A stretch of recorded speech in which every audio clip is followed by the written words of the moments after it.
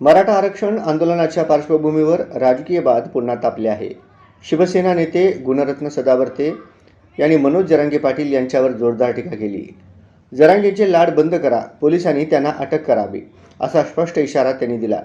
सदावर्ते यांच्या मते आंदोलनाचे स्वरूप हिंसक होण्याची शक्यता वाढत आहे, त्यामुळे प्रशासनाने कडक पावले उचलली पाहिजेत. या वक्तव्यानंतर मराठा आंदोलनाविषयी आणि राजकीय ध्रुवीकरणाबाबत चर्चांना नवा वळण आले आहे. पहिल्याच आंदोलनात जर रूल तुटणार असतील तर ही शृंखला पुढे चालेल. कायद्याचं राज्य आहे. मुख्यमंत्री उपमुख्यमंत्री काय म्हणतात यापेक्षा कायदा काय म्हणतो या आधारे वरिष्ठ पोलीस निरीक्षक आझाद मैदानी 6 वाजल्याच्या नंतर आता लाडवे जरंगेचे बंद करा, गोंजारने जरंगेला बंद करा, उचला आणि जरंगेला अटक करून माननीय magistrate first class Azad Maidan यांच्या समोर उभं करा. कारण कायद्याची पायमल्ली ही महाराष्ट्राला परवडणारी नाही.